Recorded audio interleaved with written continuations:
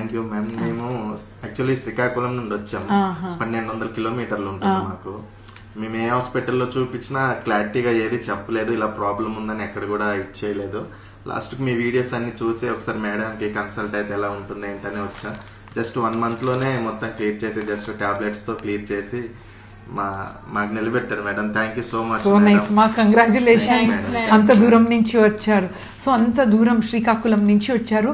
Just ovulation లో problem ఉంటే scans చేసి ఎగ్ మంచిగా డెవలప్ అయినప్పుడు ట్రిగర్ ఇచ్చాం, న్యాచురల్ గా కన్సీవ్ అయిపోయారు. సో హ్యాపీ అమ్మా.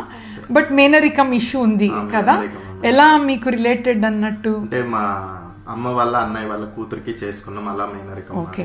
సో మేనరికం ఉన్నప్పుడు అది కన్సాంగ్వినిటీ అంటాము.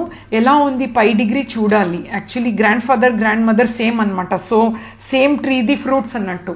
సో ఇలాంటి ఉన్నప్పుడమ్మా 3 things ఇంపార్టెంట్. ఒకటి ఎన్టీ స్కాన్ అనేది baby brain development, NIPT test compulsory చేసుకోండి. అండ్ దెన్ టిఫా స్కాన్ అనమాట, ఈకో కూడా స్కాన్స్లో చేసుకోవాలి. చిన్నగా ఏదైనా నార్మలీ పుట్టకలతో వచ్చే ప్రాబ్లమ్స్ కొంచెం ఎక్కువ ఉంటుంది, బట్ మనం మిస్ చేయొద్దు అన్నట్టు. మేనరికం ఉన్నప్పుడు actually prevention is better than cure కదా. సో హోల్ జీనోమ్ సీక్వెన్సింగ్ అని ఉంటుంది. ఎందుకంటే రిసెసివ్ ప్రాబ్లమ్స్ అనేది ఆటోజోమల్ రిసెసివ్ ఎక్కువ ఉంటుంది. అది చేసుకుంటే బెటర్ ప్రెగ్నెన్సీ ప్లాన్ చేసే ముందే. But it's still okay now.